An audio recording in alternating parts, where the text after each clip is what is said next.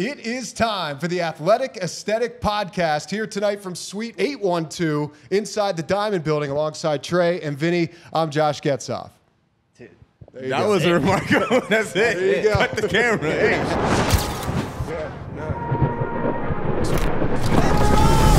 What's up, guys? Welcome back to the Athletic Aesthetic Podcast.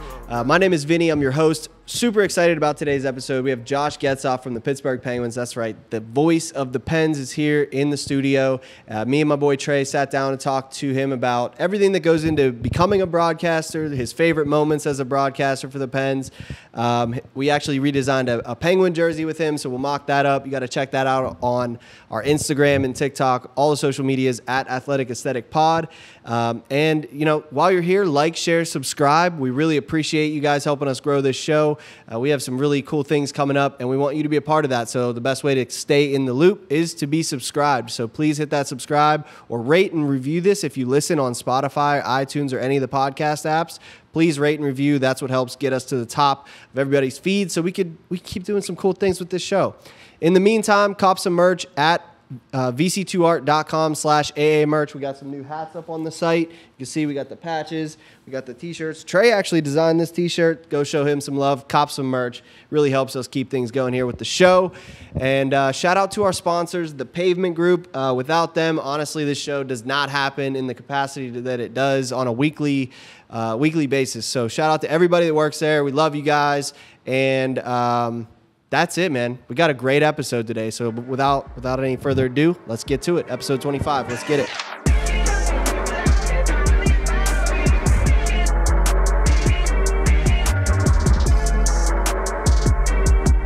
So we're glad to have you in here, man. I was talking to Kickler the other day, and we were doing an episode up here, and he was like, "Dude, what about Josh Getzoff? Would you?" And I'm like, "Yeah, dude.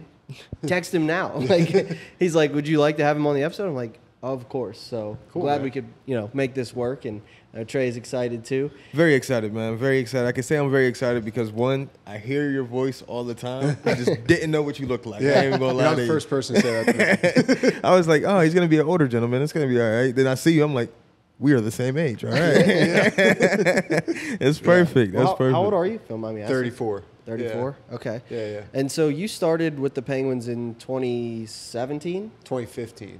2017 was your first year, kind of stepping into Mike's chair a little bit because Mike Lang started to scale back his travel that year. So what was your role then the first 2 years? I was doing the pregame, intermission, postgame on the radio. Okay. And then any Pens TV stuff. So if we were covering stories, if it was pregame reports, all those kind of things, kind of like a catch-all position, but mainly geared towards the radio on game days and game nights and all that stuff. Gotcha. Yeah. Dude, what a time to come in to the Penguins. And talk about it. That was the back-to-back years, right? Yeah, no, I wasn't thinking that in the beginning because in the very beginning, Mike Johnston was still here.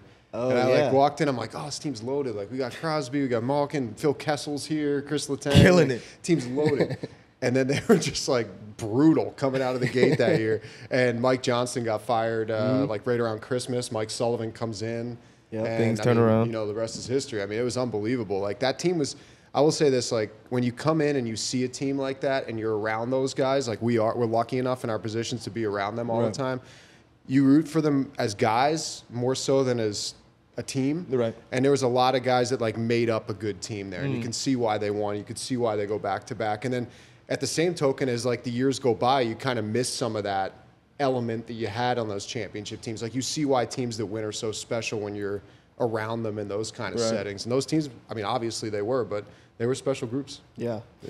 Well, cool, man. I want to rewind a little bit here too, because I don't want to just jump right into your time with the Pens, because I'm interested in just learning about you, and what we do on this show is the tagline is where art and sports connect through conversation. So I like to look at people in sports or in the creative world and find that bridge to the other side. So with commentary, it's an art form in itself.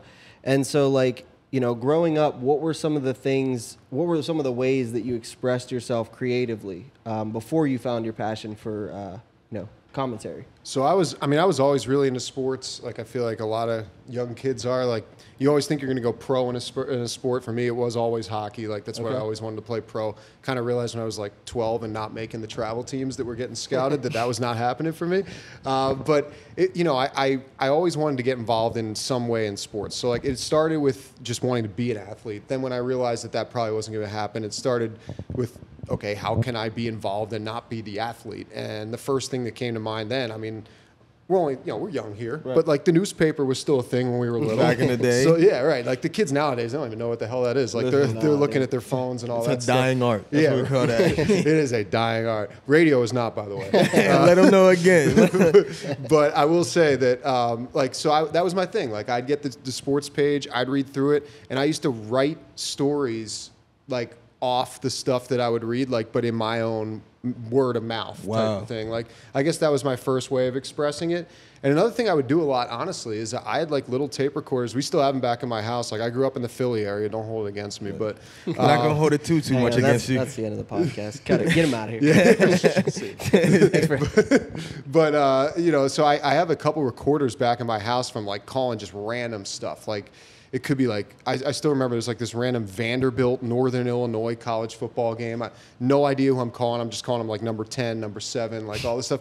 But I'm calling the game. And that was like kind of what I started doing, like as far as realizing that I really like doing broadcasting and like doing the play-by-play aspect in particular. So I would say those were two of the first kind of signs for me that I was like, all right, this is something I really enjoy doing. How can I take it further and how can I continue to grow with it? Wow, man, that's crazy. So you really took your art to a whole nother level, man, and you actually participated in things that gave you the opportunity.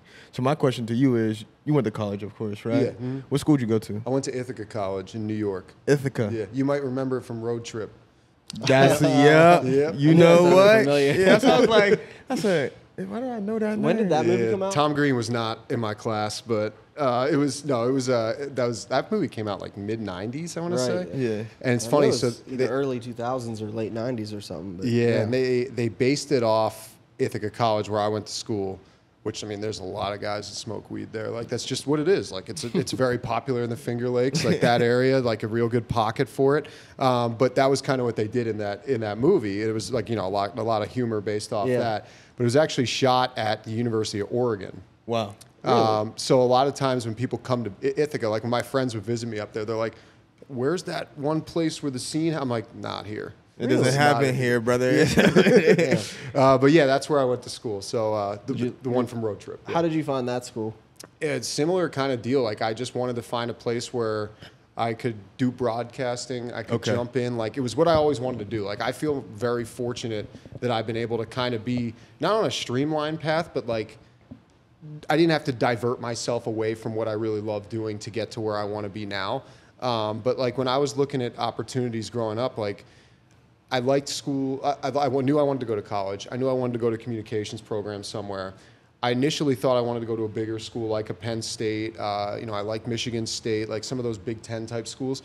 But like I went and visited Ithaca, and it was small. It's like a 4,000 person, 9,000 undergraduates, but like 3,000-ish per class. Right. And you got hands-on day one. You're like walking in, you're doing some radio broadcasting, and even if it's like a radio update of like the traffic in the area, but you were getting your hands wet and diving headfirst into it right away. And like to me, that was important because I was like, I like this, but I don't really know what I'm doing. And I looked at it as I got 4 years to kind of just do everything. Like, and I did everything. It was like field hockey, like women's volleyball, men's basketball, football, like anything I could do, I was calling because I just didn't want to take anything that I didn't want to miss an opportunity to get myself a little bit better in the process. And I feel like it paid dividends in that sense because it made it just kind of reaffirm for myself, like, this is really what I want to do. Right. Like, this is what I want to make a career out of. And now it's about, moving forward from that experience. That's a blessing, man. Do you feel like if now though, like, so hearing you say you've covered a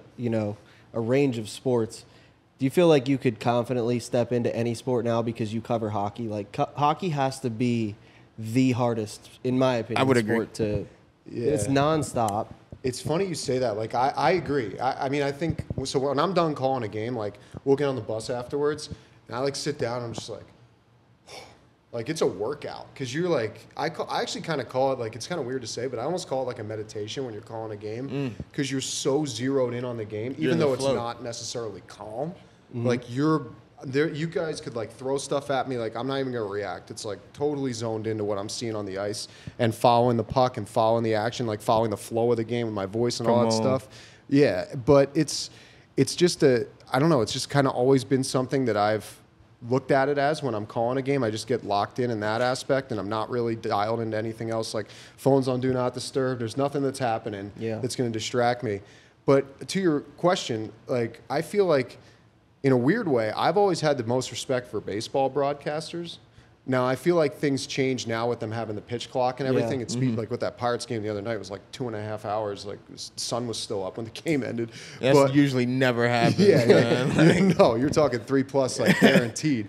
But like, to me, I've always been amazed by baseball broadcasters being able to sit there and just tell stories, but keep it somewhat engaging and entertaining.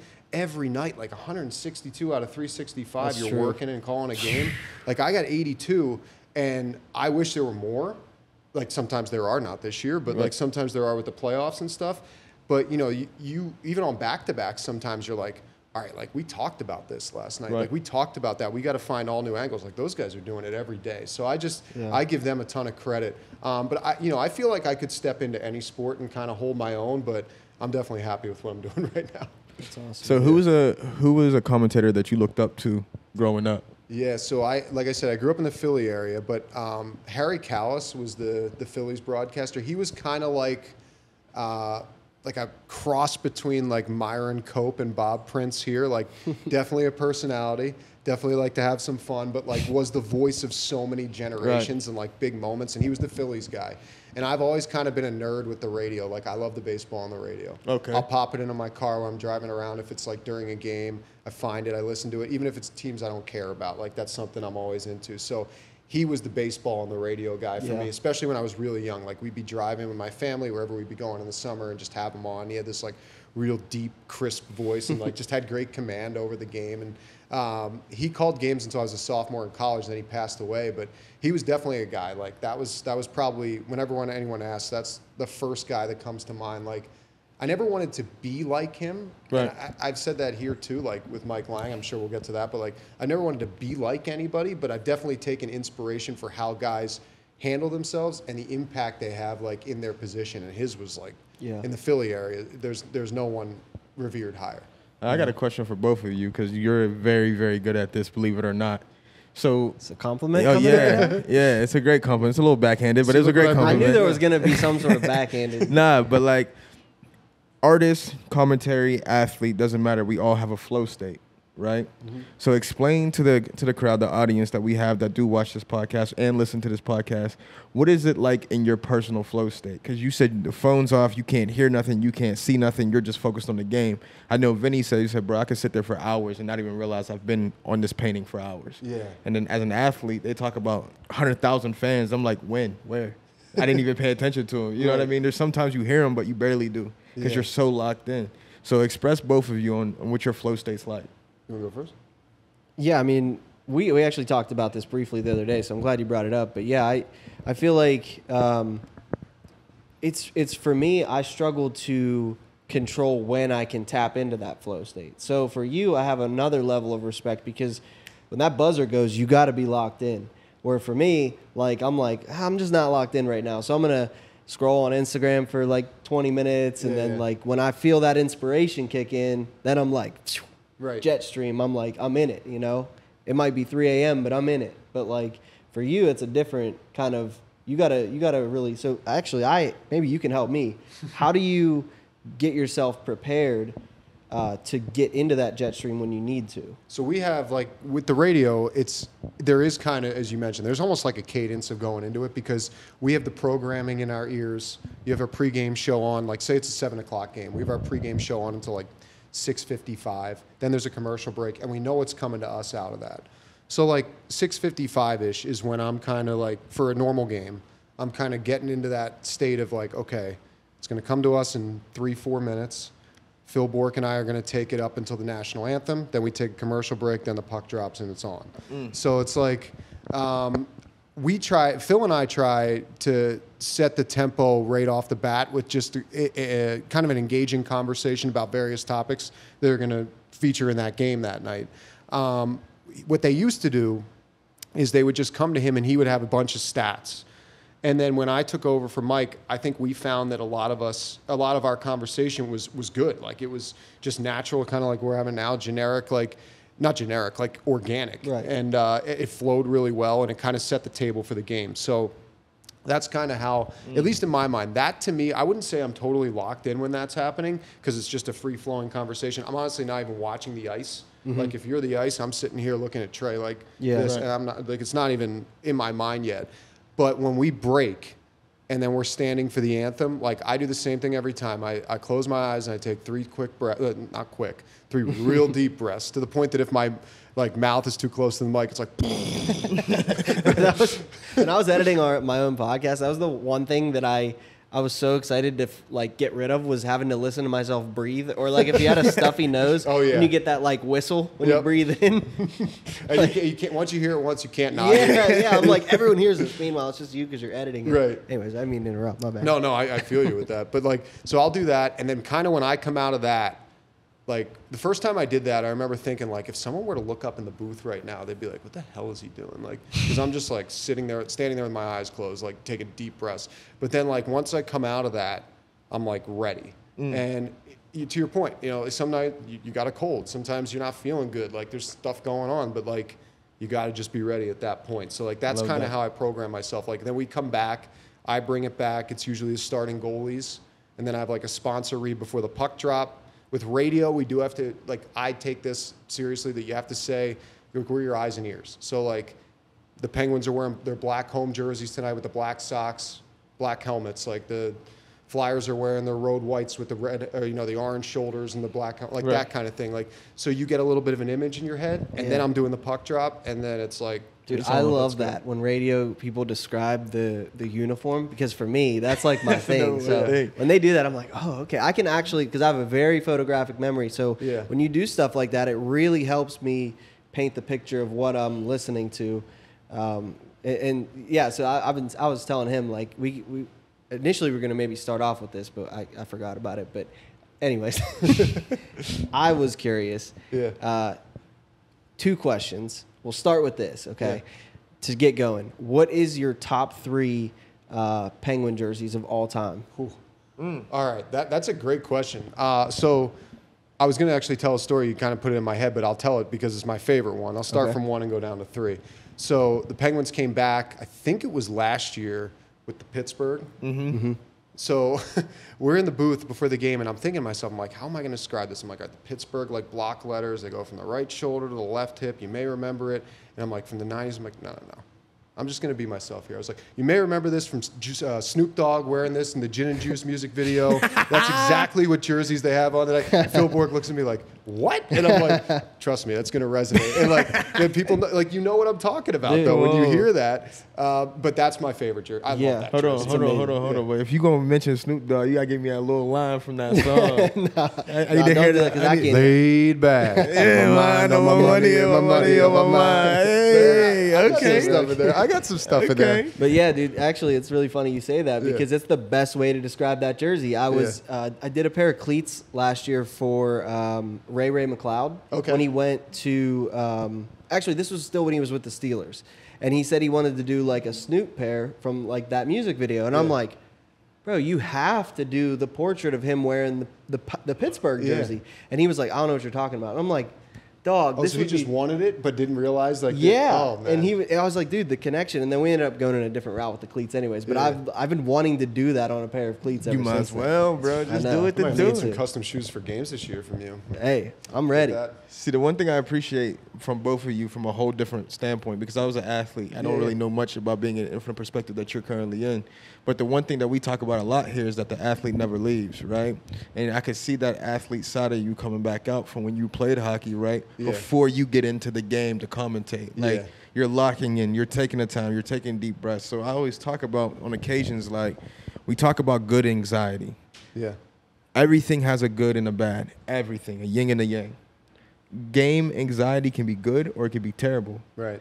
Because when you feel that anxiousness, you settle yourself down, you lock yourself in, and then when it hits, I'm in the game. You can't take me out. Yep. And I love that. Like, that's the one thing I can say I miss more than anything. Even doing this sometimes, like before we go, sometimes I feel myself being anxious, depending on who the person is that we're talking to. Yeah. And I'm like, wait a minute, you're in the game, so get locked in. Right. And I'm like, wow, like this is me going back to the field. Yeah. My boy Vinny, I'm gonna have him tell you about it, bro. But he's had this dream that I really resonated with growing up, because it was like, wow, like we've all felt that to some extent. Tell him about the dream, because your dream, I ain't gonna steal it from you. No, It's your dream. I've told it a couple of times, like before, like when it was just me on the podcast. I actually think I said this in the intro. So if you guys have been listening for a while, you may have heard the story. But the dream is, like, just to make it short, I basically, like, I'm getting ready for a game. It's the game of my life. So excited for it. It's like the whole town's coming out. I'm in high school. Sometimes I'm in college. But it's very real. And I'm getting ready. I go down, warm-ups, fans going nuts. My song's on this, loudspeakers. I'm ready to go. I can't find my helmet, or I can't find my gloves, or I can't find my cleats, or something crazy. I don't have a jersey on. Just got my shoulder pads. And I don't realize until right before kickoff.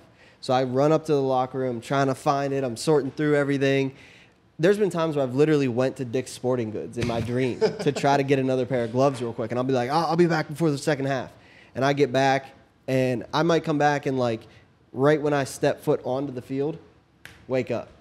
And it's been this tormenting nightmare that I haven't had in maybe like a couple months now. But yeah, forever. And now you're in the game, baby. Yeah, so he always reminds me when he's like, all right, it's game time. You got to step in now. I'm like, all right. I love that, man. Yeah, that's real. That's good. Yeah, it's good stuff. It's the truth, man. We help each other out a lot in life, man. So this podcast has been a blessing in my life for sure. So I believe it. I want to get back to your list. Yeah, you gave number okay. one. So that's your top all time. That's okay. when they came back with that, I was pumped, because Yeah. then you get to see it in person, like get to see Sid wear it, which was cool. Yeah. Like those guys, they weren't a part of that first round. Second favorite, it's just the classic road jersey right now, the classic white with like that black and gold. So like clean. it's clean. It Yeah, is and, clean. like when they hit the ice on the road, like especially when like they'll play Chicago or they'll play Montreal, like those other classic jerseys. Yeah. If you like that kind of stuff and you're like into the uniforms and the colors, they just pop down at the Yeah. ice. So it's great to see. I would say. So I don't dislike the Robo Penguin. I know everyone has like a thought on it. I just don't really feel strongly one way or the other on it. I do like, and I wish they would go back to them once, but I don't think they ever will again, were those Winter Classic jerseys this year. Dude, they were like, when they first told us, so we get... The cream ones? Like they were like the... the cream with the P. With the P, which yeah. was, supposed to be the Pittsburgh Pirates, but Yep. like the first hockey team here. But like a lot of people were confused by it when it first came out. But like and especially when they told us, they're like, "Oh, we're designing these jerseys based off the Pirates," and I was like, what? Right. Because Pittsburgh Hornets, I always thought that would be kind of a cool thing to pay homage to. But those jerseys were awesome, and then they had little details that I think it was kind of hard to see on TV. But if you ever look at them in person, like just the keystone on there, like Sid C has a keystone around it, like it's kind of a cool jersey and a different concept. Like it's not something you look at and see Penguins, but like I'll tell you, like being on the road this year, that may have been, aside from the standard Penguin jersey, that may have been the most prevalent jersey I saw, which like speaks to kind of what I'm talking about. People like that jersey, and like it's one game. Did but they people wear are going yellow? Was that yellow? Yeah. That's the one thing I'd change. I would go black helmet with that. I agree. Something, man, because Yeah, that's the not yellow it. That wasn't it. I don't know That what wasn't Especially it. when you're playing the Bruins, like they're the same colors. You gotta, and the Bruins were clean too. Like that may have been the best jersey Winter Classic matchup ever. Like those were two good ones. I think hockey's probably like, it's got to be the top sport for like jerseys and mix over. Oh, to a yeah. pair. Like NBA basketball jerseys, or you could wear, but like hockey, you get a clean hockey jersey in your outfit. That thing You can goes swag a clean hocky jersey. Yeah, it's Like a clean hockey jersey, though, bro. Because You you're can round, put- right? You got long sleeves. Like you can put do it whatever you together. want with it. You Yeah. can put it For together. sure. All right, so now we're going to move into my favorite segment. It's called the uniform segment. Okay, right. so this is spelled All right. uniform like YOU. So you get to design me a Penguin uniform, or maybe just a jersey. Okay. So you could go helmet color. Well, if you got a logo on it or something, give me an inspiration for the jersey. And then if you want to get freaky with the pants, go for that Get too. but freaky. You could get with the. I mean, I might as well, right? You might as well, man. and we'll mock it up and we'll see what it looks like. All right, let's see here. So we'll start from the helmet, you said? Sure. All right, I think you got to go black. Like to me, black is just the clean color for all, especially when you got the lights of the ceiling popping down. It always lets it go. I wouldn't do a whole lot to it. I mean, I know now they have like the sponsor stickers and everything all over. Pretend them. like those don't exist. Okay. So, all right, that's good to know. All Unless right. you want to put an Athletic Aesthetics sponsor logo on there. You know what I mean? Yeah, maybe you could drop that like right here. Pavement Group, shout out. I would do. So I've always liked the eye of the penguin. It's a subtle P. I don't know if you ever noticed that. Like the P in the goes penguin. like this. It kind of is like upside down, but it is a P. Never realized that. So I kind of always thought that would be kind of cool on either side. It's just like an eye looking at you. So sticking with that like current logo, but That's using hard. those. Okay. All right. Then the jersey, got to go tie up. To me, the tie up is the sickest look. Like I got love you. that. And by tie up, I mean you got the tie up, but you're not actually tying. Yeah. Right, Like, you gotta let them hang. Yeah, man. you're letting it hang. I love that look. I would go probably like those Robo Penguin jerseys from the '90s when they had the just the like kind of like the slanted triangles coming out on the sides. Yep. That is where they messed up these current ones. They didn't come back with those. Yeah. Like if they would have came back with those this year, I think it would have. It rounds, right, to match Kind of that looked like Adidas Bruins cut. jerseys. Yeah. Yeah, like it was weird. The first time they came on the ice, that we were in Buffalo, I remember, and looking down, I'm like, said to Phil, I was like, what team does this remind you of? He's like, Boston. I'm like, yeah, man, like it's not that. There, see? Yeah. Yeah, we got it. So That's yeah, it. so that does Needs have a to- little bit of the stripe. But but when they wear it with the shoulder pads, it makes it feel a little more round. yeah, it does. Yeah. But yeah, man, the Robo Penguin is good. I don't know. Now that I'm looking at it, that is a nice one. That is a nice one. The Adidas. Oh, here, throw that over here. Adidas show no our viewers more. real quick. Now it's Fanatics. I know, man. Wait, It's for real? crazy. Yeah, as of this year coming Yeah. up. For real, I had no idea. Adidas. This How is do I like not the know last that? run of Adidas here. Really? So I'm wrong. I'll own that. I didn't realize this did kind of do a triangle deal. It was way more aggressive in the older ones though. Like it came all the way down to here. Granted, that was the '90s. Like Yeah, everything was different. wild. Yeah. But Facts. Kid just pulls out a Penn's jersey out of nowhere. yeah, that was awesome. It's the swag. Tell him, Kick. Man, I don't know about the jersey, the main logo though. Like, I kind of like the P of the Winter Classic. Yeah. But in some way incorporating it with the current logo. Like, I don't know if maybe Maybe the hockey stick is the Pittsburgh P. that's a good one. Like you slant it a little bit, and it's still. Here's one thing I would do for sure. All due respect to the where the Three Rivers meet, I would get rid of that. I just like the penguin. I've seen a lot of looks of just the penguin with the current logo, but Right. just the penguin Wait, without the explain confluence that. in the 'cause background. I'm even lost on what you meant by that. So you know how the penguin, so the current logo, you have like the penguin in front of the upside down Right. triangle, the confluence, and it's like if you take that upside down triangle away, it's just the penguin. Like I have a hat that's just the Right, penguin. but what does that have to do with the rivers? Isn't that what the Three Rivers? Oh. Yeah, I think that's what it is with the triangle behind See, it. you would know more than me. I didn't even 'cause know that. I'm a new hockey guy. Like Yeah, I'm new. I'm all pretty right? sure that now I might be wrong. I'm the second guessing, but I'm pretty sure that's what it Hey, means. it is what it is now. Yeah. Josh Getzoff said it. I said it. I'll Official. fall off a cliff on that one if I'm wrong. But yeah, like that one. Like I just felt like it's cool. I get the purpose of it. Yeah. But I would just let the penguin sit by himself. Okay. And see how it plays. They actually did do that on the Stadium Series jerseys against the Flyers like a few years back, and it was just the penguin. Yeah, I remember that. Like I like that. I think that's cool. And maybe the stick could be the P. Like and Now, this is a black jersey or white this is a. or cream? Ooh, that cream is crazy though. The cream is nice. This is probably white. I just like Okay. the white. White with the black triangles going down. Like an all reverse or retro or whatever they call it. Yeah, the reverse retro. They need to hire you, Vinny, because once you make this one, they're gonna be like, Yeah, this That's concept. all him, bro. I'm just pushing the buttons over here. Now I go black pants. The stripe though, that's where you come in out a little funky town, little gold. Okay. Where you haven't seen yet on the jersey. Ooh. Just come in with the gold. Okay. And then the pants go back to the white socks with a black stripe here, single Okay. stripe. And I think, All right, dude. it's not super complicated, but I think it would look pretty sick. I like that. Dude, I'm excited to mock this up. Yeah, I I hope like I can actually execute this. That's I'll let you know. Hey, do they do custom like ice skates? Is You that a know thing? what? They do. Yeah, they've had a couple. So they've had some like, it's not like my cause, my cleats type thing, but it's like certain times of year though. A lot like Hockey Fights Cancer. They have a big thing in November. I think there's like organ donation month where some guys will wear like green on their skates and stuff. I've never seen a total mock-up though, like of a skate. I've seen them done, I should say, but I've never seen them worn in a game. Like, you have to look it up, but Austin Matthews with Toronto, he's actually had a couple, like, Toronto has like it's like kind of a children's hospital deal. They call it Sick Kids in Toronto. But he had like some kind of initiative with them where he had half his skate done up with it. That's cool. It was really cool. Like, so there have been things done, but it's not as nearly as frequent as it is in the NFL. Yeah. There might be a new thing going on here. Yeah. Well, cool, man. Thanks for participating in our silly little segments Hey, I'm here. happy But to do I it. had to get, I feel like if anybody that stares at a team for hours on end would have An a idea. thought of a uniform, it would be you. I know. I hope I did it justice. No, hope I it's not think it's total- going to be dope. All right, cool. For sure. All right. I got a question. Yeah. Because he was going to ask this question, but he forgot to ask this question, so I'm going to ask this question again. It's frequent. It is. Gotta stay consistent. It's the concussions, bro. We both got them. It's Yeah, understandable. that's why you're here. You know what I mean? What's 3 games that you've commentated that are your favorite games you've ever commentated? Oh, that's a good one. See that? That is a Thanks. good one. Well done. So, I stole Soft that high from five. him, by the way. I Okay, want you to know all that right. it's not my Trey, question. great question. man. Okay, thank you. Yeah. Thank you.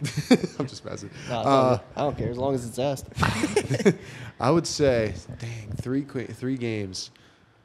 Whew. There's been some fun ones. Like, so, honestly, even though they lost the Winter Classic this year, like, that's up there for me. That's probably in my top 3. One, like, Borky and I were on the first baseline at Fenway Park calling a hockey game. Yeah, dude. That's Like, we were cool. in the that was just freaking awesome. Like, That's cool. I remember walking around the field before the game because like we had like full access, and I'm like, this is like unreal. Like, this is Fenway Park. Like, there's the Green Monster. And I don't know if you guys remember, it was like 55 degrees that day. Yeah. So like it wasn't cold. You weren't really like feeling the temperatures or anything. And like to be that close and see like Sid and Bergeron go toe to toe for like what may have been the last time, like because Bergeron didn't play when they came here at the end of the year. Like, that was pretty cool. You see Pasternak up close, like to see the Pens guys up close. Like, I mean, it was because we have the perspective of a great angle on the ice. We're Yeah. always like close to center ice, but we're 150, 200 feet up in the air. To be 4 feet from the boards, like, was unbelievable. It was really cool. It gives you an appreciation for how fast it is too. So like, even though they lost, that one's probably up there. Also, like, kind of just on the sappy side, like, my son and my wife were at that game too. She's from Boston originally, so like they got tickets right when they went That's on cool. sale. So like to have them there, and like my in-laws were at the game, like it was just kind of a cool like family sure. moment. I'd say there was a game this past year. Actually, it ended up being one of the best games of the season for the Penguins. There weren't a lot of them, obviously, but it also ended up being a game that went viral unintentionally. I don't know if you guys saw that GoPro video of me and Phil Bork in the booth. They had a GoPro in the booth. So this year they started putting a GoPro in the booth a couple of games. It's going to be way more frequent next year. And like S&T Bank, our sponsors with the radio network, like we're all in on it. And basically, like, they record us, and you forget it's there. Like, the GoPro's like this big. It's sitting in between you. So there's already know where this is going. there's this great clip. Like, so the Penguins were up 3-0 in this game, and they had to win basically to stay alive. This is like late March in this season. They had to win to stay alive, and Capitals come back, tie the game at 3, and you're just like, kind of how the season was going. Like, they could just never keep a lead. They just kept ripping your heart out, and you're like, this is unbelievable. Like, they're probably going to lose this game and be like basically done. And with like a minute 20 left, Anthony Mantha's like coming out of the Capital zone. And just, I don't know what he was thinking. His team was changing, and he tried to like stick handle through everyone. I know what you're saying. I remember this now. And Malkin stripped the puck Yeah. off him and comes right in right wing and just buries it. And they won with like a minute and 20 seconds left. And like that moment, and Borky said the same thing. Like, there's been a lot of great moments at PPG. Like, think about like Chris Kunitz's double overtime goal to go to the final. Like the Bonino goal to eliminate Washington. That was one of the loudest, definitely the loudest since those runs that I've heard that building. Like, that was unbelievable how loud it was. And you could feel like everyone was just like, finally, they've broken through here. Obviously, we know what happened a couple weeks later, but like, spoiler alert. Yeah. But in that moment, like, it was unreal. And the camera like reaction shot, like, I'm like, stop! Borky's like going nuts and everything. And That's so like, awesome. it was great. But that would probably be number 2. Number 3 was last year, first game of the Rangers series. Okay. MSG, Stanley Cup playoffs, triple OT, and Penguins won. Evgeny Malkin again with the redirect. And that was a game where, so Jari was hurt, Casey DeSmith starts the game, played really well, and then had cramps in like the second overtime and just pulls himself from the game. Like nobody knew what was going on. He sold the bag. We were like, what? Like I remember we went to a commercial break because like they took like one TV timeout in overtime. And so like we're at like the midway point of the second overtime. He leaves. I look over at Borky. I'm like, dude, you've been in this game for how long? Like 35 years? Have you ever? And he's like, nope, never seen anything like this. Like second string goalie leaves. Emergency goalie is Louis Domingue. Yeah, I remember who's this. sitting there. Like we could see. So MSG is awesome, like for a lot of reasons. But you have a great view of the Zamboni tunnel, which is where the backup goalie sits because there's not enough room on the bench. He's sitting on like a bar stool for the entire game. Yeah. So his back is messed up. Right. He's not ready for that game. And you're like, all right, dude, biggest game of the season. Double OT. Like everyone else is exhausted, but they're all fresh in a way, like they're loosened up. Right. Just jump in there. Dude stops 17 shots. Yeah. And Penguins win in triple overtime. And that game was awesome because they won. And then we went out in New York after and had a good time. But like it was, I mean, obviously they lost the series and that was the downside to it. But like that's definitely up there for me because like that was 2 games in one. It was triple overtime. Yeah. And they're 20-minute OTs in the playoffs. And it was, you know, New York City, like world's most famous arena against the Rangers. Like that was definitely one of the cooler moments. I remember that game. And honestly, dude, you telling these stories, I can just feel your like passion for what you do. You actually gave me goosebumps on the first story. And the reason I got goosebumps because I was thinking about how excited you are when you were like talking about Sid. Yeah. And maybe this is the last time or, you know, whatever the situation was. But you're going to get to call the last time Sid's a pen, the last time Gino's a pen, the last time all these goats are. Like, do you think about the weight of that? Yeah. I don't mean to put that on you. No, if you don't, but dude, I think that if you don't think about that, you're not really doing service to these guys' impact. Right. Like these guys change. I mean, Mario changed it. Let's be real. But like for our generation of fans, these guys changed it. Yeah. Like praying we get another one. me too, man, for a lot of reasons. But like these guys are the faces of hockey like across the world, especially here in Pittsburgh. And I don't take any game lightly, but like I always say, like I'd say this to all the time to people, like there is a moment every game. Now Gino has his moments a lot too. Chris Letang went through a hell of a year this year, with his dad dying and having a stroke and everything. So like he didn't have as many of those like crazy moments. But Sid, it's like every game he does something where you're just like, dude, like this guy is we're never gonna see another guy like Connor McDavid is unbelievable and he's in his own world right now. But I don't know, man. Like, I just don't think you see the complete package that you have with Sidney Crosby across the league, and I don't know if you ever will. Like, and that's the thing. So here's my question to that: is like everybody always talks about passing the torch, right?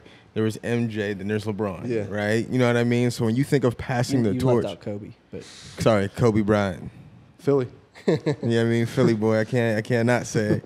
But ultimately, man, it's like there's always a torch to be passed, right? Some people believe that Tom Brady passed it to Patrick Mahomes, right? So with the NHL, who do you think the next up is? Because everybody knows Crosby. Yeah. Everybody knows Crosby. There's not a single person you'll meet in this entire country that will not say they don't know Sidney Crosby. So, like, who do you think the next torch is going to be passed to? I mean, I think it's there. I think the torch as far as the best player is Connor McDavid. Okay. Like, there's just no arguing it. The guy is just a freak. Like, so we only see him 2 times a year when Edmonton plays the Penguins. But I'm like juiced for those games. Yeah. Like this year, I remember we played them in like late February, and I was like walking into the rink, and I'm just like, oh yeah, like Connor McDavid, here we go, Leon Draisaitl, here we go, and then like 15 minutes later, it was like 8-0 Oilers, and I'm like, all right, let's get this game the hell over with. But you know, like that guy is unique. Like he just, if you ever want to see something that looks literally like a video game in real life, that's him. I've never seen somebody skate like him with the puck on their stick, like ever.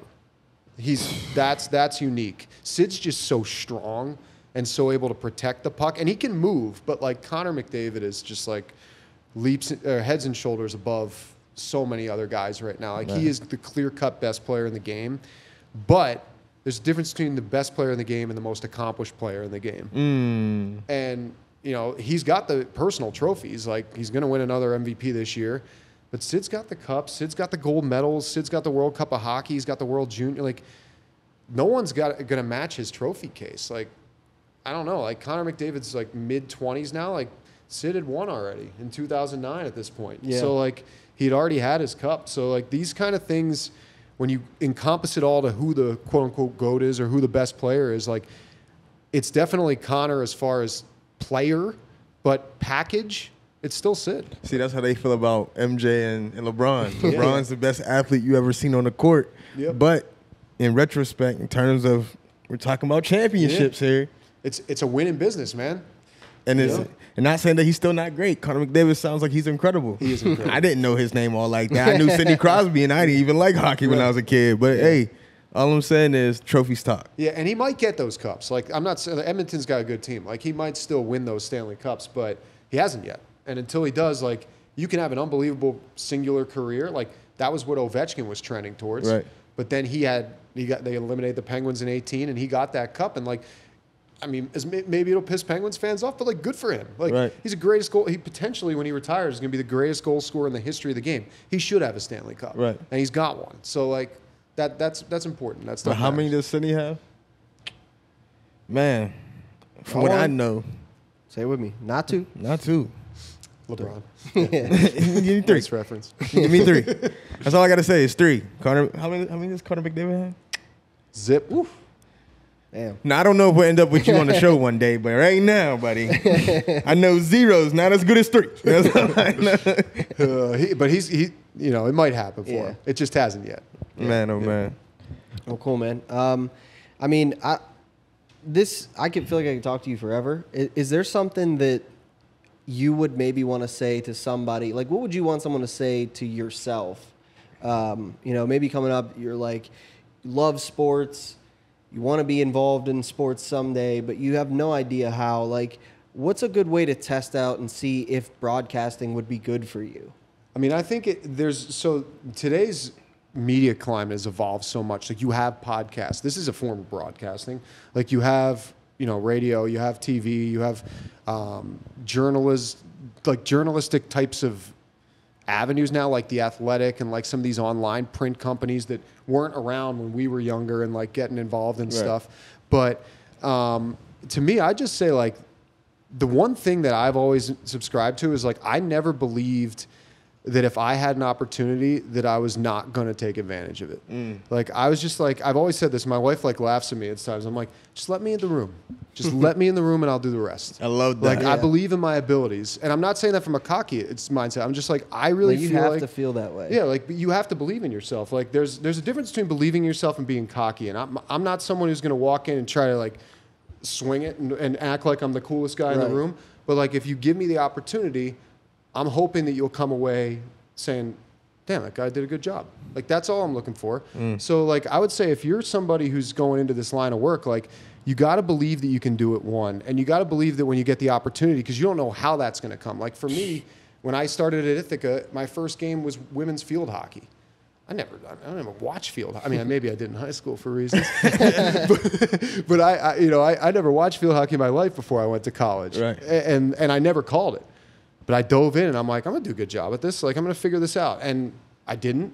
But, like, it's all about what you're thinking between your ears, because that goes such a long way to how you perform when you get those opportunities. 100%. And, you know, I would say that there's also never a bad opportunity. That's the other thing. Like, I think I talk to a lot of kids now, like kids in college, kids in high school, they'll reach out to me for advice, and I say, like, two things to them. I'm like, most of them are Pittsburgh area kids, and I'm like, all right, let me run down a couple names for you. Like, you know who Stan Savran is?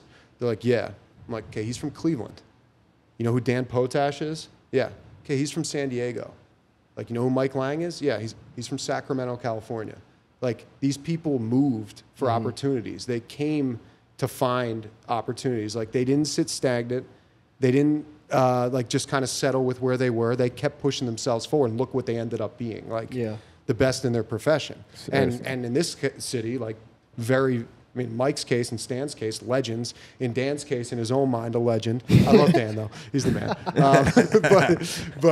Like, so, you know, that's one thing I always tell them is, like, you got to be comfortable stepping out of your comfort zone. Right. And the other thing is, like, there's no one path. I think, and like, when I talk to people in broadcasting, especially, like, younger guys growing up, I feel like I'm a pretty good example that there's this assumed thought in hockey especially that, like, okay, if I want to broadcast in the NHL, I'm going to start in the ECHL, and then I'm going to move up to the American League like a player, and then I'm going to move up to the NHL. Right. Like that's very feasible and very possible. But I started in Elmira, New York, working as a sports anchor on TV for 2 years. Then I moved to Illinois and covered the Big Ten and the Fighting Illini for 2.5 years. And that was like football, basketball. But I always kept hockey stuff on the side. Like I do fake broadcasts and send them out and stuff like that. And then the Penguins job opened up, and that wasn't play-by-play when it opened up. It was more hosting, which is more what I was doing at the time. And I kind of just put my stuff together and was like, hockey's my passion. This is just what I've been doing. And I sold myself on it. And then this is kind of translated to what I'm doing now. Wow. So like there's no one path. And I feel like people need to be really need to ingrain that in their minds, because I think in our society, like people are told like this is how you do things and this is how you progress. Like there's no way to do things. Like everyone can do it their own way. And there's no reason to say that you won't end up where you want to be at the end of it. I love that. So that's good. So man. I look at it. That's good stuff. You got anything else? Nah, he got me off guard. I'm over here like, man, that is some great advice. I could use that my I day. to follow that up. You know what I did want to do? Yeah. So at the beginning of every episode, okay, we do like we usually try to find like a clip and then like put it at the beginning. Okay. Can you like bring us into the podcast as if you were like welcoming a radio into the Penguins? Yeah, like, I want to hear this. Welcome to the Athletic Aesthetic Podcast. Give me like, all right, you're hired for the gig right now. You got to welcome the audience, and this will be what they first hear when they turn the episode on. Am I looking into the camera? Yeah, here? I think Directly so. into the camera. We're just gonna sit here and just. See if I can do my. We should look in with him. Do you need us to come back from a commercial break? no. I'll just see if I could do my. I'll do what I do for the Penguins radio. All Okay. right? Athletic Aesthetic Podcast. Yeah. No, don't get mad if you mess up. I mess up every time. Okay. Like there's not a time I have not messed up yet. All right. All right. Here we go. Okay. All right. It is time for the Athletic Aesthetic Podcast here tonight from Suite 812 inside the Diamond Building alongside Trey and Vinny. I'm Josh Getzoff. That was a remarkable. That's it. There you go. Cut the camera. Hey, that was great, man. thanks, Hey, that was great, man. This was great, man. me, man. Thanks for That was coming great. on. This was amazing. Yeah.